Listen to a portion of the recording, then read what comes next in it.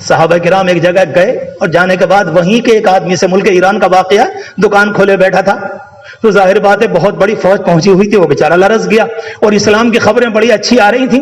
ایک صحابی سامان لینے کے لیے گئے، ہمیں دے دو، اس نے سامان دیا۔ یہ صحابی کہتے ہیں مجھے ایسا لگا کہ شاید میرے خیال میں اس نے قیمت کم مانگی، یا تو ڈر گیا یا سہم گیا، اس نے کم قیمت مانگی۔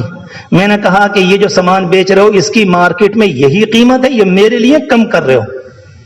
کہا کہ نہیں یہی قیمت ہے۔ کہا میرے لیے اگر کر رہے ہو تو میرے لیے حرام ہے کہ تم میری ذات کا خیال کر کے تم اسے مجھے کم قیمت پر دو، مجھ سے سہم کر، نہیں مجھے اصلی قیمت میں دو جو تم بازار میں دیتے ہو۔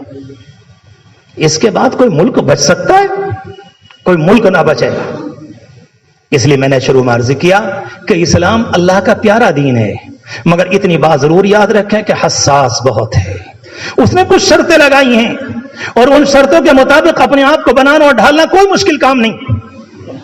ہر اللہ کا بندہ اپنے آپ پہ غور کر لے، اور بہت آسان طریقہ آپ سے عرض کر دوں، بہت آسان طریقہ۔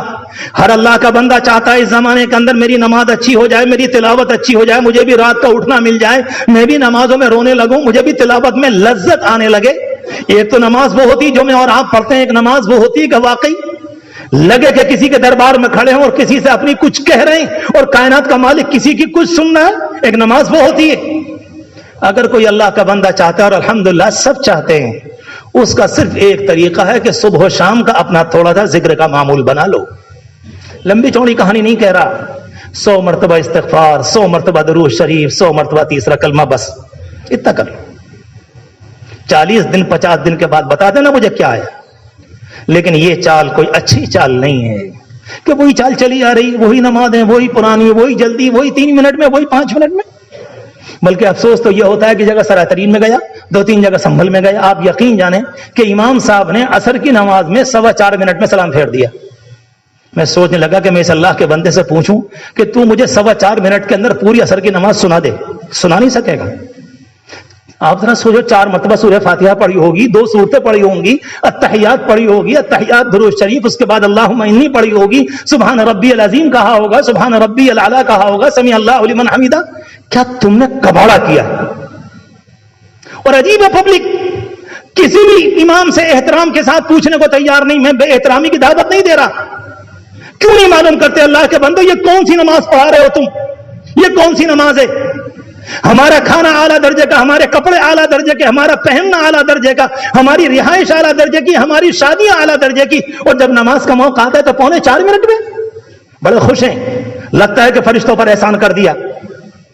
نہیں، ہر بات پہ غور کرو، دل مت توڑو۔ اللہ تبارک و تعالی نے ہمیں اور آپ کو آج ایک موقع دیا ہے۔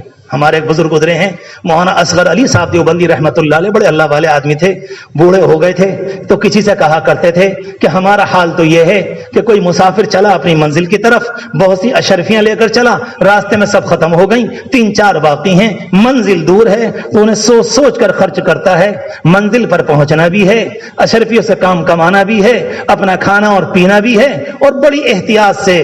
بس میرے جوانوں، میرے پیاروں، خاص طور سے قابل احترام بزرگوں، زندگی بہت تیزی سے گزر رہی ہے، کچھ اشرفیاں باقی رہ گئی ہیں۔ جس نماز پر اعتماد کیا ہے، نہیں، یہ نہیں چل سکے گی۔ اللہ کے رسول علیہ السلام کا پیار ایک طرف، آپ اپنی مسجد میں بیٹھے ہوئے تھے، آپ نے ایک صاحب کو نماز پڑھتے ہوئے دیکھا، جلدی جلدی نماز پڑھ رہے تھے۔ ایک حدیث تو وہ ہے جو آپ نے یہ فرمایا کہ وہ آئے اور سلام کیا، فرمایا جاؤ نماز نہیں ہوئی تمہاری، اور دوسری حدیث شریف یہ ابن ماجہ شریف کے اندر آپ نے ان کی نماز کو دیکھ کر فرمایا تھا، اگر یہ مسلمان، اگر یہ انسان اسی نماز کو پڑھتے ہوئے مر گیا، اس کا انتقال میرے دین پر نہیں ہوگا۔ اللہ کے رسول کا زمانہ ہے، آپ کی مسجد ہے، آپ کے زمانے کا مسلمان ہے۔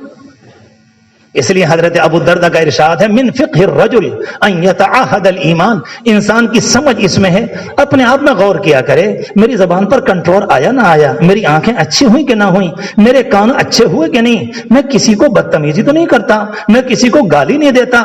اپنے محلے میں غور کرے، لوگ میری زندگی سے خوش ہیں یا میری زبان سے پریشان ہیں، لوگ میرے پڑوس سے بھاگنا چاہتے ہیں یا میرے پڑوس میں رہنے کو عافیت جانتے ہیں، ہر پہلو پر غور کرے۔ اور بخاری شریف کی اس روایت کو آخر میں یاد کر لیں، ایک اللہ کے بندے نے آ کر آپ سے معلوم کیا کہ اللہ کے رسول 2 عورتیں ہیں، ایک صوم و صلات والی ہیں، دن رات روزے رکھتی ہیں، رات کو روتی بھی ہیں مگر زبان کے اعتبار سے کچھ غلط ہیں، ایک اللہ کی بندی وہ ہے جو لمبے چوڑے روزے تو نہیں رکھتی، نوافل نہیں پڑھتی، رات کی تہجد میں نہیں اٹھتی، لمبی چوڑے نہیں صرف نماز کر لیتی ہے، جو موٹے موٹے اعمال ہیں انہیں کرتی ہے مگر زبان کی بہت اچھی۔ آپ نے فرمایا پہلی والی جہنم میں، دوسری والی جنت میں۔ ہر پہلو پر غور کریں، میں بھی غور کروں، آپ بھی غور کریں، یہ ساری باتیں رب کعبہ کی قسم میرے لیے بھی اور میرے اور آپ کے لیے نہیں، حضرت عائشہ کے لیے بھی یہی تعلیم تھی، دل کے ٹکڑے حضرت فاطمہ کے لیے بھی یہی تعلیم تھی، حضرت زینب کے لیے بھی یہی تعلیم تھی، حضرت صدیق اکبر جو امت میں سب سے بڑے تھے ان کے لیے بھی یہی تعلیم تھی، میرے اور آپ کے لیے بھی یہی تعلیم میں اور آپ اپنائیں گے، زندگی بنے گی، پربہار بنے گی، خوشیاں آئیں گی، مسرتیں آئیں گی، اور جب آخرت میں جائیں گے تو انشاءاللہ وہاں کا کیا کہنا اللہ تبارک و تعالی نصیب فرمائے۔ اللہ ہماری اصلاح فرما دے، اللہ ہماری تربیت فرما دے، اللہ